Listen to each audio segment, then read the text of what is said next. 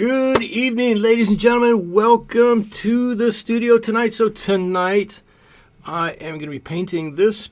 It's a picture of some crystals. My son asked me to do a painting of some crystals, and he suggested a number of pictures to paint. I think this was one of them, or maybe this was one I found. We sat down together and came up with this. I think it's fantastic. So I'm going to give it a shot to see what it comes out like. Hopefully it's going to be fantastic. Hopefully you guys all like it. And we're going to go from there. So I've got my picture here. I've got it pre-drawn as always underneath. Here it is. This is on my Daler Rowney paper. It's cotton. It's not cotton paper. It's wood pulp paper. Cut 9 by 12. I'm going to be using my M-Gram paints in my travel palette, the one I've been using in the studio for quite some time here. I'm going to set that up there. I've got my color card here. I'll just set that up so that I know exactly what colors I'm using. I'll be able to tell you about that. As has been my practice, I'm going to be using these brushes. I'm going to start out with my Da Vinci Squirrel Mop brush. Then I will move over to the silver black velvet brushes if I need to get into any fine details. And if I need to draw a thin line, I've got a couple of old rigger brushes here. I think that covers most of it. Oh, let me turn on the paint cam over here. It is, if I can find it, there it is. There's the paint cam. And I've got something new for you tonight. I am going to try to put up a scroll of the colors that I have on my palette running across the bottom of the screen. So I'm going to start that and see how that goes. Here it is. We'll just let it go for a little bit. I've got on Twitch tonight, Heather Crafter is here from the Craft Shack. How are you, Heather? Thank you for joining us. If you're into crafts or any kind of painting, any kind of craftiness, head over to the Craft Shack. She's got a channel on YouTube, one on Twitch, and a Discord group. She's got great stuff. I am a follower. I watch not every day. She does a live stream every weekday. I watch just about every weekday that I can. And let's see, with that, well, let's take a look at the picture we're going to paint here. So I'm going to try to do a little bit of wet in wet here tonight. This is how I want to try to tackle this. So we've got this nice basic blue color. And I think for this color, I'm going to use a combination of, let's see, turquoise and cerulean blue. With these crystals, I'm going to leave this here. With these crystals, there's not a lot of opacity in them. You can't see through them, so I don't feel like we need to have anything super opaque with these. So I can go ahead and use my cerulean, which is a little less opaque than the other colors I've got there. And I think that's going to be a good base. A little bit of that turquoise thrown in. And I'm going to paint this in broad groups here. This band, then like this over here. And when we get into these bits that you have here, I'm going to try to see if we can't do a little wet in wet and come out with some nice colors in here. We'll leave the blue and we'll go back and drop in some reds and some yellows and some oranges in there. And then at the end, we'll come back and we'll darken up a lot of these areas to really give it a bunch of dimension. Okay, here we go. So, let me set this to the side. Let me set this up on the top. Whoa. I do have one other thing to mention before we get started. I have to say a special thank you to Fun Stuff and to Ed Spencer. Both Fun Stuff and Ed Spencer have donated to the donated to the studio fund there. Ed has joined me on Patreon. Actually, funny story, I had a Patreon account, and I've had it up there for years and had not a lot of interest in it, and kind of had forgotten that it was there until Ed found me. So Ed has become my first patron over on Patreon, and Fun Stuff has donated to the coffee fund for the studio. So thank you both very much for that. With that out of the way, let's see what we can do here. I'm going to, because I'm not super brave right now, I'm going to start with one that I can just paint basically all blue, and I've already gone way outside of my line here. Luckily, this is not a staining color. I can dab that up. Okay, and like I said, I'm going to go right down these lines, and there we go, and just drop in some base color. And I think that if these dry and there is a bit of a tide line at the side, a hard edge, that it's not going to matter. It's going to help us out in the long run, so that we'll see that there's an edge, that they come together in one spot with these. So I'm just going to paint a few of these. Let's see, I'm going to leave this big one alone because, let me move this over here. There we go. Because you can see we've got all of this color over here. And I'm going to drop down here, and I think we could paint all of this whole thing. Again, just a mix of turquoise and a cobalt blue. We've got a few people coming in now, so if you are just getting here and you have not been here, well, even if you have been here before, welcome, welcome, welcome, or welcome back, whichever is the case for you. And if you don't know, if you haven't been here before, I encourage many questions, and I promise to take a crack at answering them. If you answer something I don't know, I'll just let you know I don't know the answer to that, or I can't answer that, or whatever the reason is why I can't give you an answer for whatever it is you're asking. I don't need to worry about that. So please, if you got a question, throw it out there. I would love to hear it from you. All right, I'm just going to dump this color, and then when we get down to the bottom down here, let's take a look at this real quickly.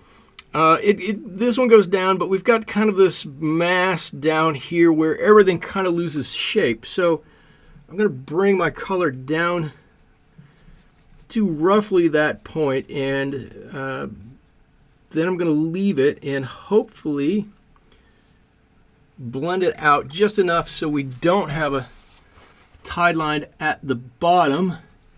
Heather asks, how do I choose what to paint?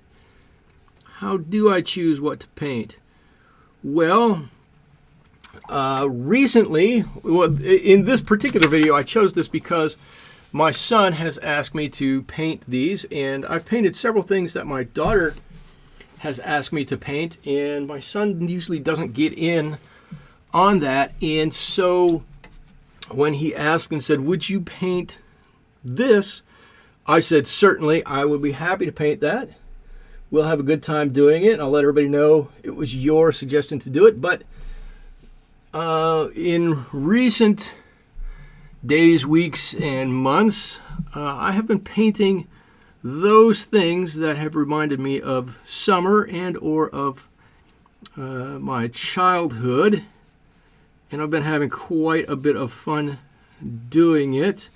I don't know if you all saw my latest Twitter and Instagram post. It went out, when did it go out? Thursday? Did it go out Thursday? I think it went out on Thursday. I painted a green machine everybody's first-ish mode of transportation. First is self-propelled mode of transportation, I should say. I am probably, to give it fair time, I'm probably going to paint a big wheel also. The big wheel, which was my preferred mode of transportation when I was little. But the big wheel, the green machine was pretty fun to do. Do I ever use a light box to help me sketch, or do I freehand the sketches? This is from Lisa in YouTube. Do I ever use a light box to sketch? I do. I will show it to you. It's not actually, whoops, a light box. Here it is. It is, whoop, what it is. I gotta get back in focus. I should have known better. Hang on. Oh, I gotta get the white out now. My camera does this. There we go. Once I get the white out of there, I should have known better. What I have is it's in essence a light box, but it's an LED light, I don't know, a light something.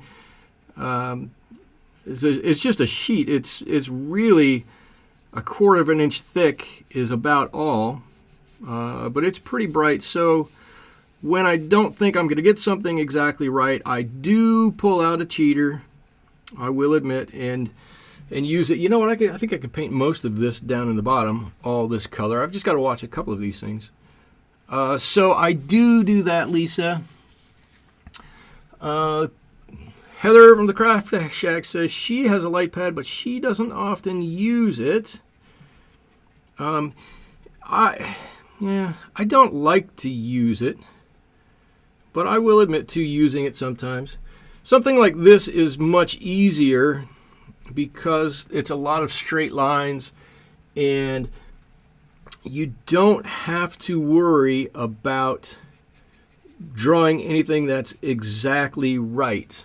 And what I mean by that is, if you draw somebody's face, you better get that face exactly right, or that face is going to look funny, right? Because we all know exactly what a face is supposed to look like. If a face doesn't look like that, then it looks weird. We know something is a bit off with it. But something like this is much easier, because what do crystals look like? I don't know. Crystals look like some kind of lines drawn here with a cap on the end of it, and not much else to it. I mean, there's not all that much, and if it doesn't come out exactly right, you know what? It still looks like a bunch of crystals. So this one is a bit easier. I'm trying to answer and I'm trying to move along at the same time. So let's see, what else do we have? I also use it to paint on. I just tape. Oh, that's interesting. You tape onto it and just leave it there. I never would have thought of that. But I keep mine down in the drawer. It comes out every now and again, I will admit. I do not have a real background in art or fine art or anything like that. I've never really learned to draw. I do a fair bit of doodling on my own. But like many people, I often don't have the confidence to draw a lot on my own, or didn't. So from time to time, I will admit, I do pull it out, and I find it a bit helpful. Okay, hang on. I want to get this bit of red in here, and just this yellow down below it, without getting it too orange. That might be a little too bright. That's okay. That's okay. I'm striving to be Bob Ross. No real problems. We're just gonna, whatever happens, we know we're gonna be able to fix it. It's gonna look fine when we're done. Let's not sweat the small stuff and enjoy the process. All right, so I don't think I really meant to do this way. Sometimes I do that. I get, all of a sudden I got to talking and I forgot to do the individual bits, but no mind. We'll get back to that. Donna says, what size paper am I using? This paper is cut down to 9x12 from a giant pad of paper. This is the same pad of paper that I've been using for a long time. That's a little too much. I've been using this for a long time. It was 18x24, is that right? I can look real quick. But suffice to say, it was a giant, huge pad of paper, and I didn't want to paint anything that large, so I cut the whole thing down into these 9x12 blocks, and I've been using them for a long time now. Probably, I'll bet you I got, well, let's see, each one cut into 4. Oh, now my colors are going all over the place. I'll bet you I got 24 sheets out of that. More, maybe more, I don't know. It was quite a lot. It was a lot more than I ever thought I was going to get out of it.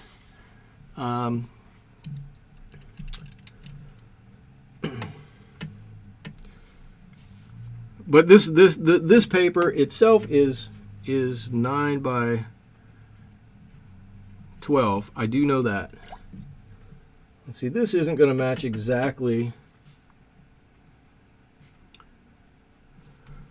our crystals here. I'm okay with that. If you watched a lot of my videos, I would suspect a number of you have. I don't try to duplicate the painting. That's too much pressure, and if you're learning to paint, I would suggest to you, don't necessarily try to duplicate the what you're painting. That's a hard thing to do, right? Get the essence of what you're painting from your reference photo and put that on your painting. Get the essence down and worry about the details later. Okay, I think I've had, did everybody see the colors that have been scrolling through here? I think I can turn those off now. There's really no stop to them. Maddie says, I really appreciate the names of the colors. Okay, good. I'm glad. That's a new thing. I just learned how to do that, so I'm really pretty excited about that. And it's pretty neat. I knew you could do it. I just didn't know how to do it, but I just learned on Friday how to do that. Okay, so now I've got this base color on here. Some of this is dry, some of this isn't dry. I think this down here is dry. And now we've got these basic colors on here. Now we can go back in and decide how we really want this thing to look. So I'm going to start putting a second layer on in those areas that need to be darker. And I'm using of course I'm using the reference photo as a reference. And what I'm thinking is I'll probably put at least one layer on, one more layer on, like this area, some of back here, and then I'm going to have to do some gradation, like here and here, this area darker down here, this area darker up here. So I'm going to have to do that, but I've got some large areas. I can do this little splinter down here is just a dark. Some of these little bits here, I can just put a dark on there, and that's probably going to be it for those. And then after all of that's done, then I'm going to probably go back in and put in one extra layer of darks to really add the depth to all of this. So let's keep going with our mixture here, turquoise and cerulean, and I'm probably going to lean a little bit more on the turquoise side on this second go around. Oh God, I got to clean my brush for this. I see there's a big long thing here from Maddie. I just found out you're streaming while I was watching your oh yes. Oh, my Rubloff brushes. Look, I should... Here they are. I should use these. I love these brushes. Actually, I should say, I don't know why I don't use these more. I love these so much. These are so nice that I actually went ahead and got their professional ones, their Masters series of brushes. And these are unbelievably nice. I should be using these instead of all the other ones. I don't know why I use these silver black velvet brushes. I really don't. I've said since I got these, I didn't really like them when I first used them, and I let them sit for a little bit, and then I went back to use them again, and I thought they were better the second time around. And I never put them down for some reason, and I certainly can. It wouldn't be any issue to me to put them down like that and start using all of these other. I've got so many fantastic paintbrushes. So Maddie, so anyways, I'm glad you saw those Rubloff brushes, and I'm glad you like them. I really do. You know what? I'm going to start using them. I'm not going to do it. I'm not going to jump ship in the middle of this painting, but I'm glad you said that to me. I'm going to pull those out and put them in my palette and start using those. Jen says, wow, these are starting to look good. They're going to get there. They are definitely going to get there. We're going to start building up some colors on these. And quite honestly, we don't even have to follow exactly the color pattern that's in our reference photo here. I'm going to mostly do that. But even if you did a darker color on one of these, I'm going to call them column faces, these columns, these facets of these crystals, I don't think it would matter a whole lot. If you painted the wrong one, it would be okay. They're just because they reflect light all around. So you could get away with doing one not exactly right, whatever that is, not exactly right. It looks to me like our light is coming in at this angle on this photo, though. Whoops, I just went over that line. My new desk wobbles just ever so slightly. Well, I should say, in fairness, my old desk wobbled slightly too. But the old desk was really light, and when it wobbled, it stopped quickly. This desk is very heavy, and when it starts to wobble, it continues to wobble. Okay, I just dropped, just for effect, I don't know what it's going to do, just dropped a little bit of ultramarine right there. Are you going to do a background when you're finished? Well, that's always the question with my paintings, isn't it? I haven't decided yet. I'll be honest. I do not know. I'm not one that feels like every painting needs a background. I've never been shy about leaving a background off.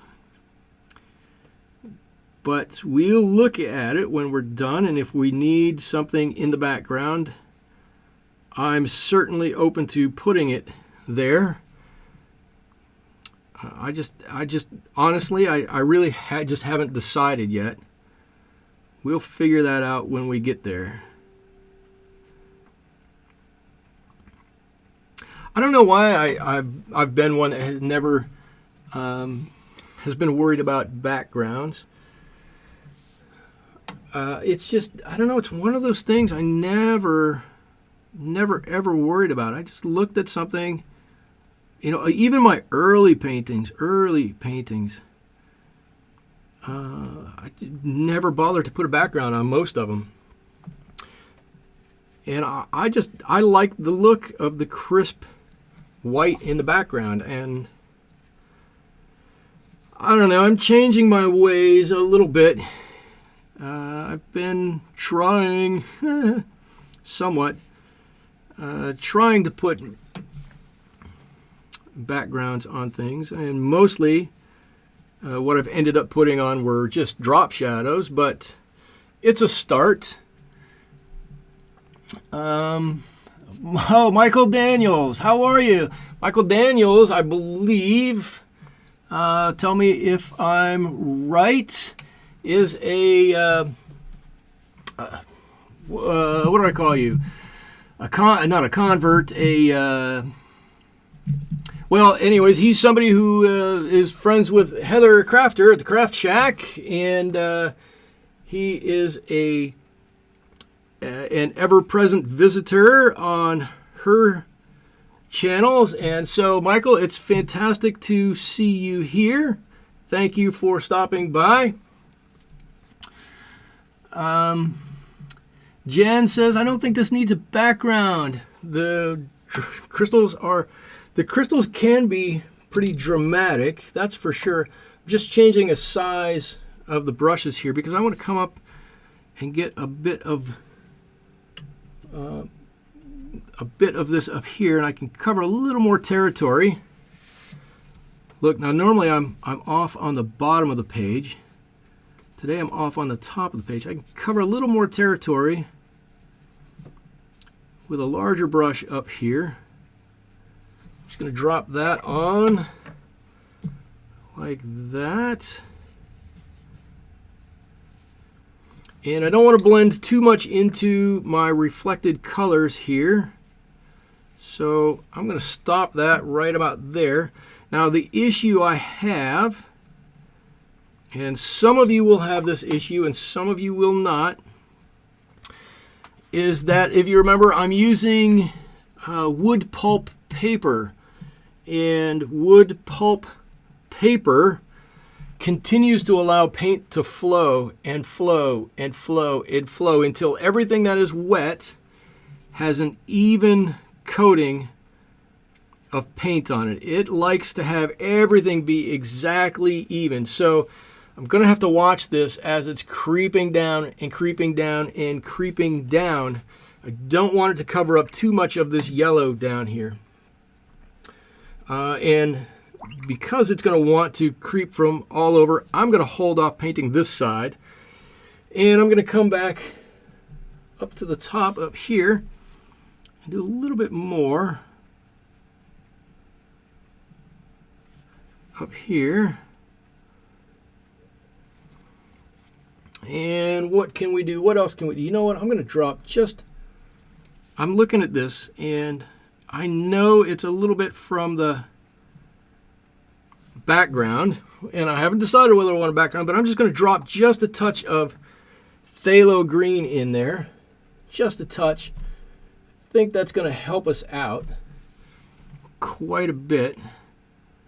We've got so much just blue in here, right? Just this turquoise cobalt color, and I just want to make sure that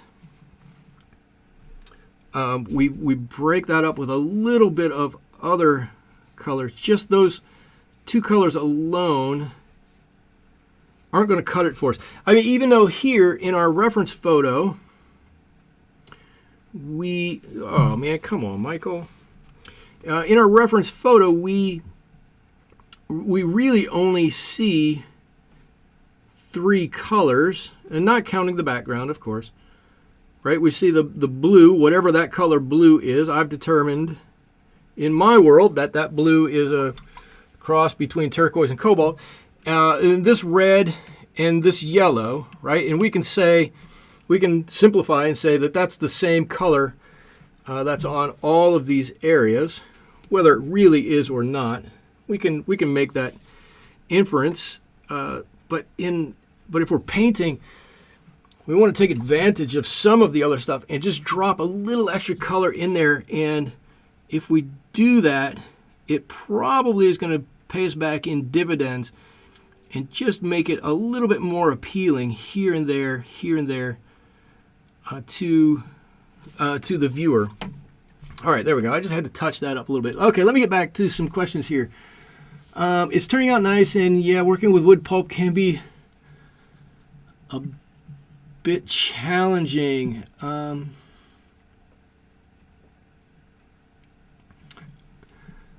I suffered. Yes. Okay. So yes, I'm trying to read, and Maddie says wood pulp paper is a bit tough. It is a bit tough. We can get through it. It's not that tough, but we can get through it. We just have to realize that we have that limitation of the wood pulp paper, and we can get through it. And your Montval paper, Montval. If I am remembering right, is made by Canson. Is that correct, Maddie? Made by Canson, and it's also a wood pulp paper, right? It's a much higher end paper. I think I have some Montval paper around here somewhere, to tell you the truth. But yes, we will suffer a little bit from that. Okay, that's looking good. I like this. We're going to come up and put a wash here. I'm going to let this all get nice and dry. We'll put a graded wash going up this way, one coming down that way, and I think we're almost done. I'm going to darken a little bit of this up next time. But this one back in the back here, I think is good. I think what I'm going to do now is actually I'm going to come and put some dark right here. I'm going to use straight turquoise on this one. And it comes up to about here.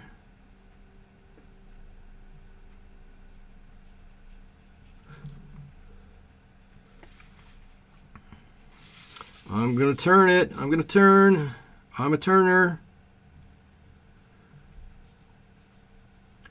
Turn paper lots of the time. Not that I always want to, but it's so much easier to paint in one direction than in two directions. I sometimes feel bad for people who watch my videos and I'm turning paper and turning paper and turning paper and turning paper. And it's nice and easy for me, and I just imagine, whoa, people at home are getting seasick watching me turn the paper all over the place. Yes, Montval is made by Canson. Yes, and Canson, while they can make some great paper, I don't know why they don't make great paper. It's so frustrating.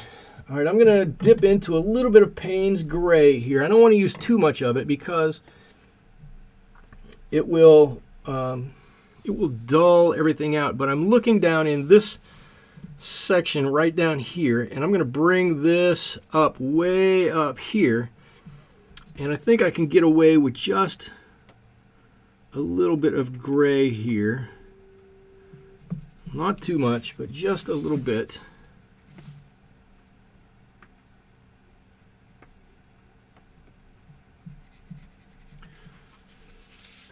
Okay.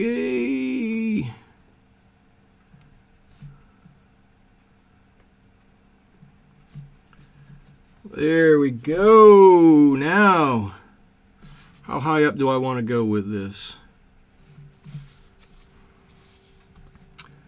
I think not too much higher than that. I don't want to start competing too much with the blue on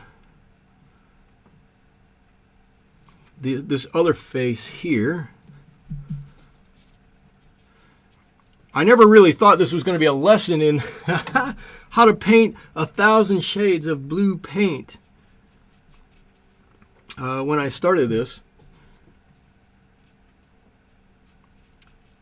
But it's fine. It's starting to look a little bit like something here, I think. We'll get a little bit to go. This one, okay, so I'm looking at this. This is way too bright for me. I'm going to really thin something out here. Put a little bit on here. And if it looks close to the colors on the side, then it'll dry lighter. We'll be pretty good with it. I'm going to leave it like that. It's not quite as dark, and it's going to dry lighter, of course, but I can live with it. It was like it was a beacon of light in there. It was way too bright. We're going to come and get these things on the top here. But I want to come in and get these little bits in the back here and really darken those down. And I want those to be a different color than that I just put in. Hey, fun stuff, hello! I want to get these, so I'm going to drop this in, and this is in the back, and I'm using cerulean, so it is very opaque for what I'm doing. Excuse me while I don't talk. I'm trying to concentrate.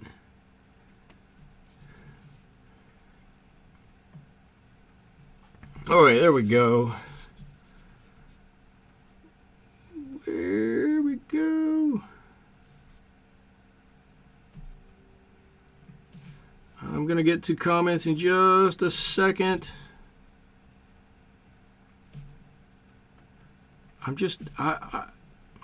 Now, along with, not along with, in contrast to white background, or I don't know how to say it, but the other thing that I used to do a lot of,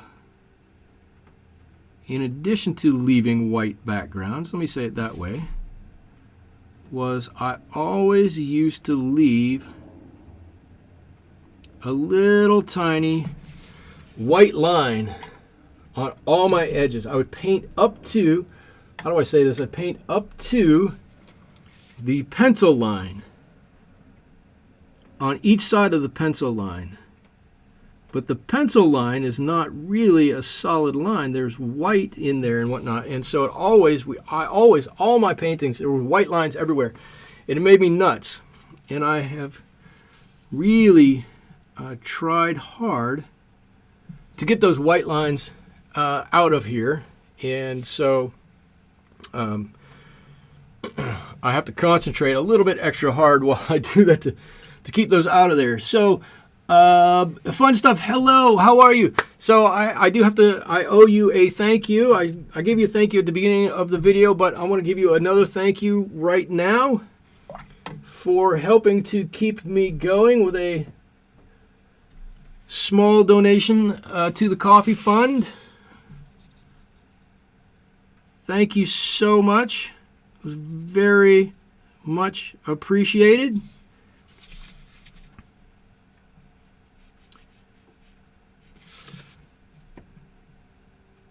I don't mean to be quiet right after I say that, but like I said, sometimes it's hard to paint and talk at the same time.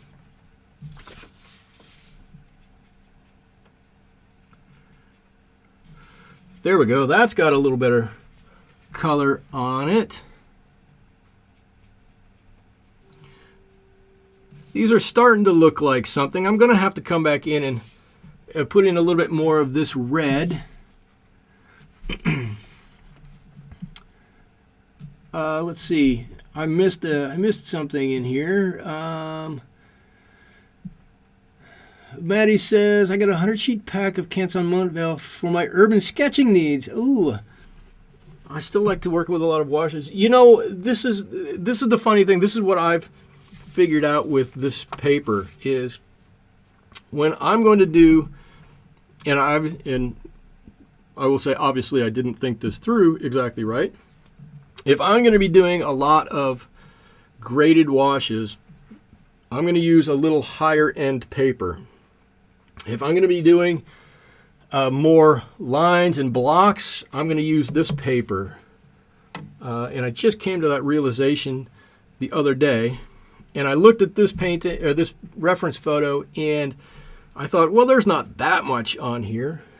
Of course, not that much until now, as I'm doing it, and it's all over the place. But I think that's how I'm going to use the rest of the paper that I have, the rest of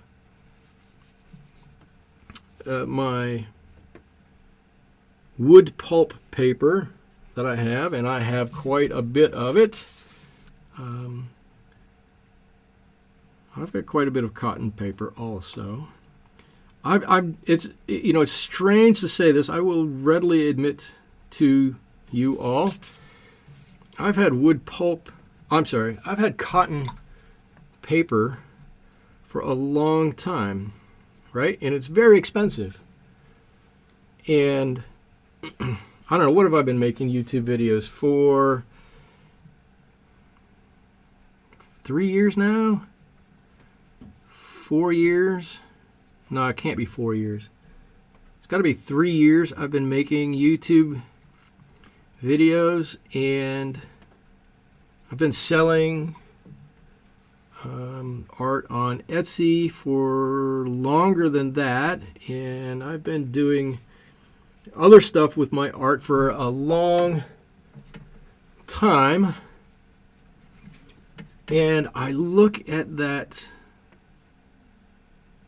can't think and paint. I look at that cotton paper and I can't get it out and use it.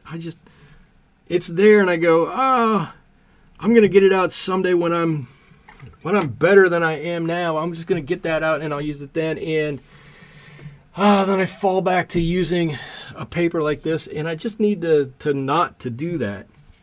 I need to just use this paper. Use the good paper for what the good paper's for, and use this paper what this paper is for. And nary shall the two ever meet. Okay, so I put a little bit of yellow in here while I was babbling on.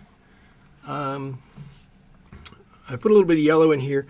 There's a tiny bit in our reference photo, but I thought this was just going to be a huge thing of blue, and it needed something in here. So I dropped that in, and as I'm looking on the computer, I actually think it looks pretty good there. And what I might do is up here, I'm going to do just the opposite. Just drop in a little bit of this red with just a little bit of blue here. And see how that turns out. And if I can keep these from running, I bet you it's going to be okay. So again, I'm not following this strictly. I'm looking at it and I'm saying I need to do a little something because just blue is not going to cut it for all of this.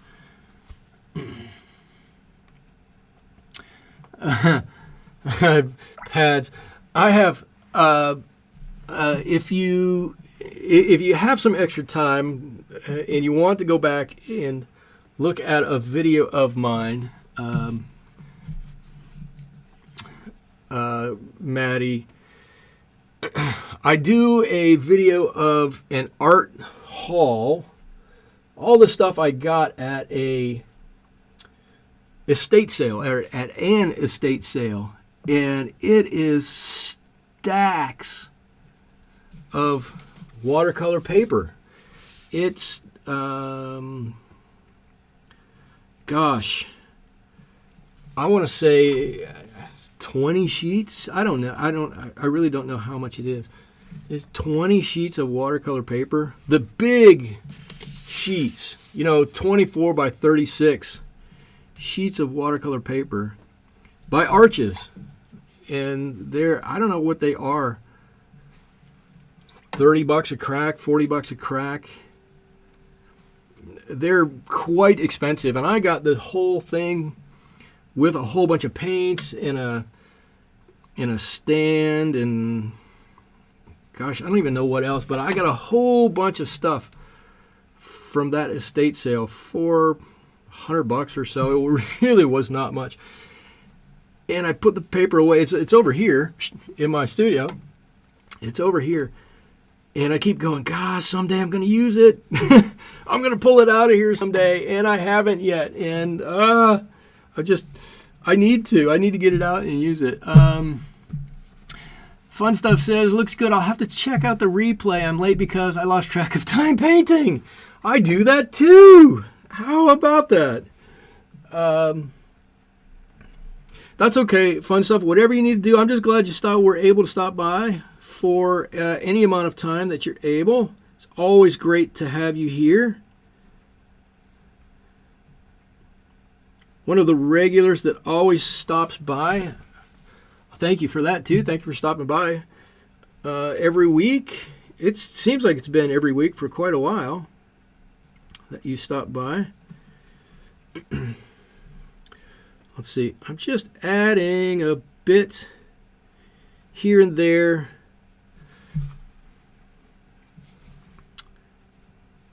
We need to continue to add different colors onto this, different strengths of our colors onto this to build up this, conical, cubical thing that we have going on here. Let's see, where can I head to now? This is, I'm going to drop down a brush size, or 2 brush sizes. This is number 6, I guess. I'm going to get some of this turquoise with just a touch of Payne's gray in it. Hey, that might be too much.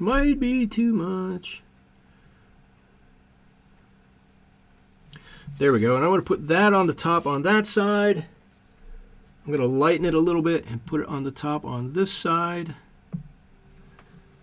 Nope, I need it a little bit. Well, do I need it darker? I'm going to let it go the way it is for the moment. I either need to darken it up, right? We want to work on, or I want to work on, putting lights next to darks, right? To make things stand apart from each other. So I either need to make the top of this darker or this one behind it a bit darker. And we'll see what's going to happen here in just a second. I'm not convinced. All right, I'm. Come on, Michael, get it together. I'm going to put a little bit here. All right, that's awfully bright, and I'm going to water this down even further. I'm going to use this darker color, and they're probably going to run down together down here. I might be okay with that. You know what I wanted to, you know what I'm going to do? I'm going to drop a little bit of what's here. I'm going to drop a little bit of this red into there. Let's try that.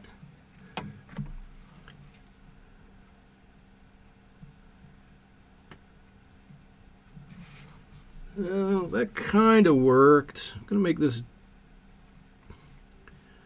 darker as it comes down. It's a little funny. I should have made it darker at the top. It's a little funny because we have this behind it.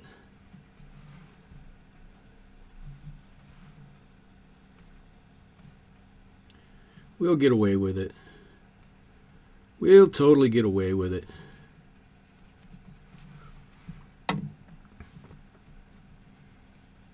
Here's a great example of light next to dark. Right here. Let me pull this in for a second, and I'm going to have to try and get this back out to somewhere close to where we're at. Let me do this. Here's our great example of light next to dark right here. All of a sudden, I put this dark in here. And this little bit that's growing off to the side just jumped off the page all of a sudden. Like, pow, right off of there.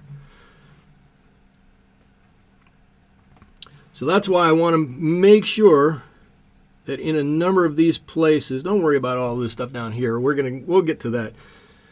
In a number of these places, I want to make sure we get this, can get a good light next to a good dark there. I need to... How am I doing on time here? I try to do this in an hour. I try to pick a picture that I think I can do in an hour. And by the time I get going and get to where I think we need to be, man, that hour has flown by. Just, I don't know where the time goes to.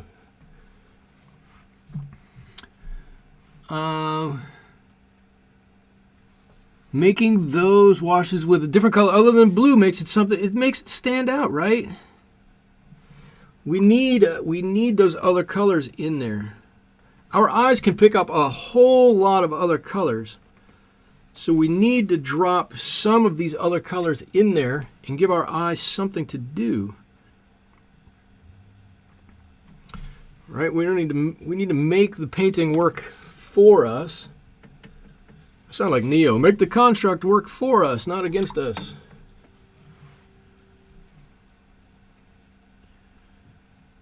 I'm going to strengthen that red in there. I've kind of muddied it a little bit. It was too red. I got to water it down on my palette and then put it on. Now I'm using Hansa yellow, a nice orangey warm yellow. Now I can pull that down, and if I get an orangey orange, so I'm using Pyrrole red. And Pyrrole red is a bit of a weird red. In and of itself, when it's by itself, it's a fine red. I don't have any problem with it. I'm going to switch to a colder yellow right here. This is Azo yellow, Hansa yellow. This is Hansa yellow.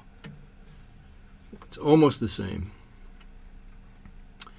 But that Pyrrole red, if you use it by itself, it's a fantastic color. It's a very nice color. If you use it in conjunction with another color, boy, sometimes it gets weird and wonky. I mean, like, you don't want to use it with some other colors. A lot of the time, I won't use it with any other color. I will only use it by itself, and then I have right next to it on my palette alizarin crimson, and I'll use the alizarin crimson to mix with, trying to draw. I'm leaning over, trying to draw this line fairly straight. If you're viewing the top of my head, I'm sorry. I'm sorry about that. Sometimes it's tough. I want to make sure this is a really dark line. I want to indicate that that is back behind everything else back there. So I want to put this in quite a bit darker, and while it's still there,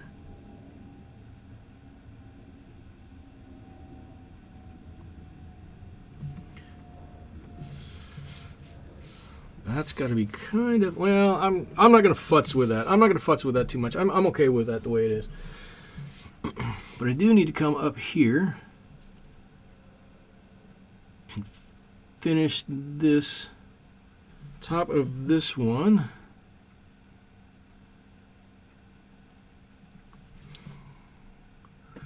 There we go. All right. At this time, I would already be rushing to drop the darker washes. It's funny.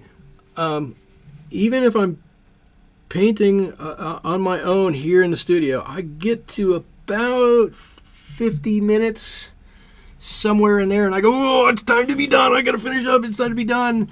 I could tell I'm got to be right about there. And an hour flies by when we paint and talk. It totally flies by. Okay, let's see. I'm going to leave that the way it is up here. I'm going to do a little wash up here.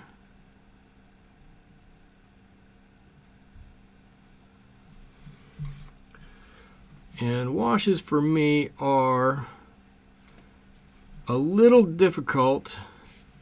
I can't do a super wet wash because my board, my table, my desk here is on a bit of a slant, about 10 degrees or so.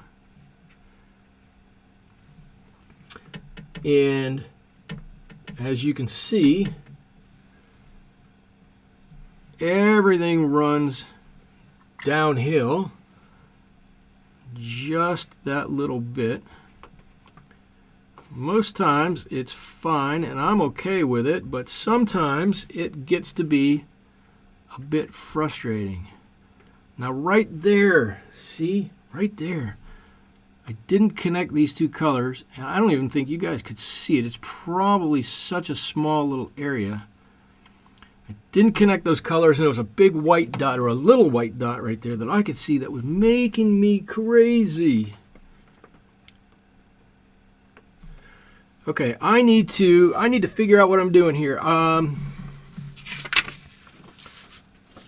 Push over. What was I just looking at? This needs to be darker here. So I'm going to do a wash up that way now. To do that, I'm going to turn this over.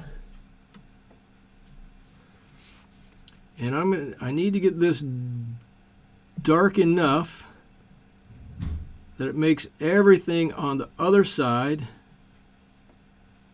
on this, it makes everything over there stand out.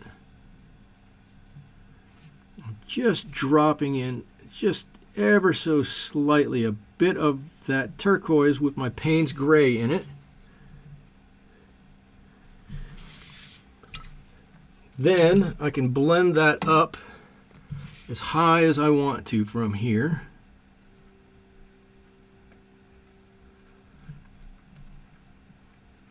Being careful not to get too much water into that, or knowing that it will totally make a giant back run there, and a back run is not what I want to do.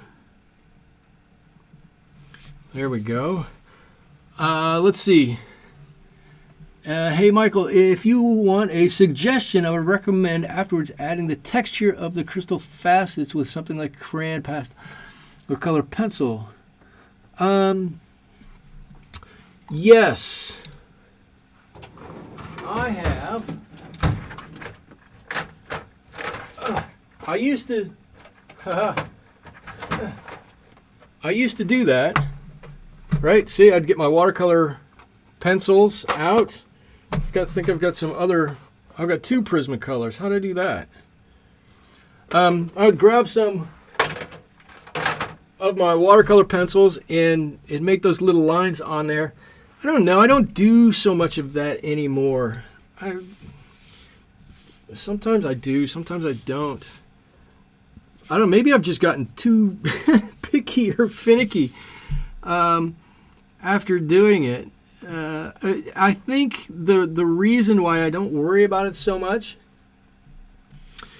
as I used to anyways, is because I've stopped trying to be a realist, right? And I don't try to paint something that's photorealistic anymore. I'm trying to paint something that, to me, captures the essence of whatever it is that I'm looking at. And if I do that, I can live with the fact that maybe I don't have everything exactly right. But your point is very well taken. If I were to go back and do that, that's probably how I would do it. Go back with I would turn it into a multimedia piece, right? No longer would it be just watercolors. It's now a multimedia piece. Way cooler when it's multimedia. At least that's what I'm telling everybody. I don't know if it is, but it could be. All right, and I'm just dabbing on a bit of color over here. These are pretty bright down here. They don't need to be quite that bright. So, and I want to darken up a bit further this deepest crevice in here. So I'm going to go back on with another layer. Ooh, that's too thick. That's too thick. I'm going to go on with another layer. What did I say? We were going to end up with 3 layers? I think we're going to end up with 4 layers on this. I don't watch a whole lot of YouTube videos on how to paint watercolors so much anymore. I watch videos if I know the artist and I want to lend some support. I will watch videos that way, but just to gather technique or whatnot. I don't watch too many videos like that anymore. But one of the last ones I saw, the guy was like, and I don't recall who it is. The guy was like, well, every painting could be done in 3 layers if you plan it out and do it right. And I went, wow, 3 layers is an ambitious goal. That's hard to do. I suppose if you plan it out right, you can do it. But boy, if you don't hit that third layer just right, it gets tough.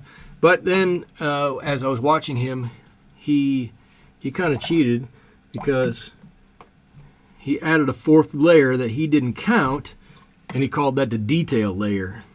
So he kind of had 4 layers on his. Doesn't matter. It was still a fantastic painting. Okay, we are closing in on the end of this one. This one did not stay as dark as I wanted. I'm going to re-darken this and hope it's just dry enough. Ooh, and back in the back here. I know I'm jumping around with paintbrush sizes. I apologize for that.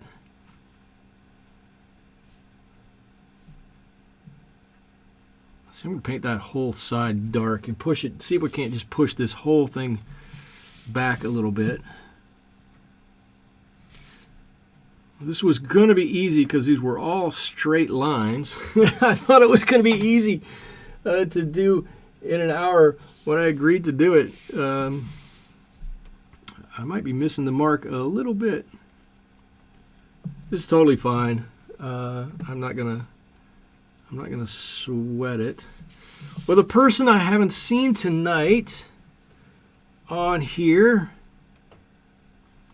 and I was hoping she was going to be here, is Cynthia. Cynthia G. Lisa R says it's so beautiful. Thanks so far. Thank you, Lisa. I'm going for good. I'm going for I hope it's good. Sometimes that's what I get is, holy cow, is it going to be all right? Watercolors are funny because lots of times they look weird, they look weird, they look weird, they look weird, they look weird. And then you get right to the end and you go, boy, you know what? That looks okay. I had a little overlap in the paint here. I shouldn't even say anything. I had a little overlap in the paint there, and it looked a little funny, but I think I can just draw that all the way up, and nobody would know that that's not another facet on there. If I hadn't said anything about it, probably nobody would have noticed it to begin with anyways. And I'm going to do a couple of more things. I'm going to leave this one here fairly bright. This one here. And I'm going to darken these other two down.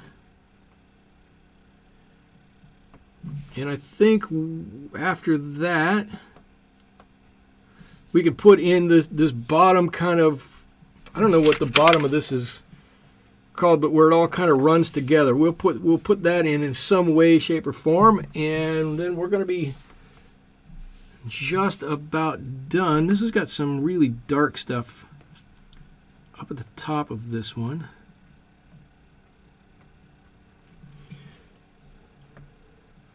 Now, who was it who asked about backgrounds earlier? I don't remember, but I'm going to give you one other tip about how I do backgrounds. if I'm having a bad day and my paint lines are all over the place, and they don't seem to be staying within the lines like they're supposed to, then sometimes I will paint backgrounds on things just to cover up a little bit of sloppy brushmanship, if I can say it that way.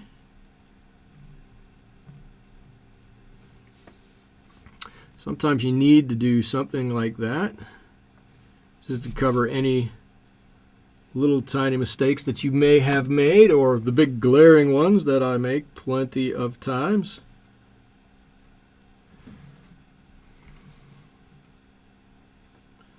See, that's pretty dark back there. I'm going to give a little bit. I'm just trying to add a little bit here and there. I think if we add a few bits here and a few bits there, I'm going to mix a little bit more of this green in. A little here and a little there, then it's going to add that might be too much green. We don't have that much green anywhere else here. And there we go. There's a big glaring mistake. There we go, and that'll be fine. That'll dry out. Look nice. Just going to darken this. Make that pop out that little bit, and I'm pretty sure I can keep that from running. Okay, and now I'm going to go back to my mop brush. I promise everybody, if you've hung in there this long, we're almost to the end. I don't want it quite that dark. I'm going to put a dark base here and do a nice big blend up. Actually, I'm not going to use that brush. I'm going to use this brush. I'm going to wish it was a Rubloff brush. They really are fantastic. And I don't know if anybody can hear. The strangest thing is happening here. I can hear water droplets on the roof, and it sounds like it's very lightly raining, and that's weird because we shouldn't be getting any rain for another few months.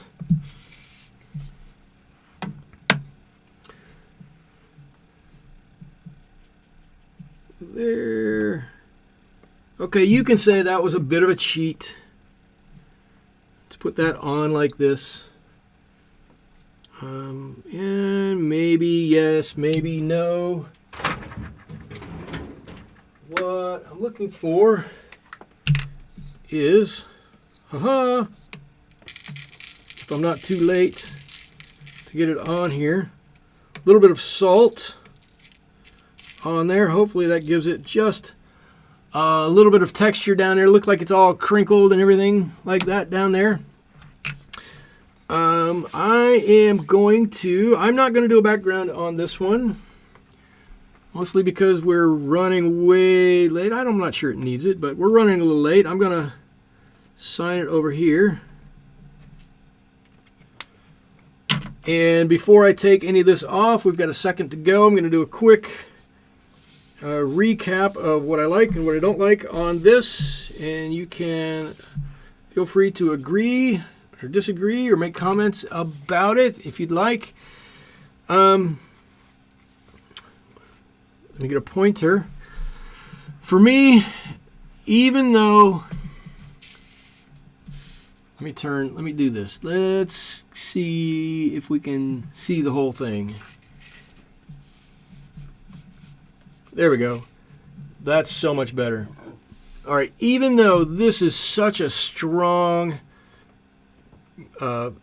focal point of a strong color, I made it strong on here, and really I wish I hadn't made it this strong. I really like how this is much weaker and plays in along with a few of these other colors dropped in from in here and in there, and I really wish I'd done this a lot lighter. If I were to go back and do this again, I think I would do this maybe a little darker than this, but certainly not this dark.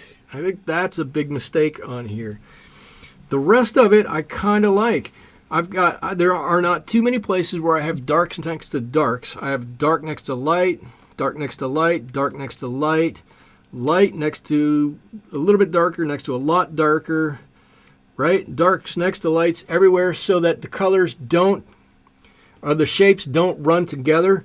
They're crystals. They're not supposed to run together. They're supposed to have these hard rectilinear shapes.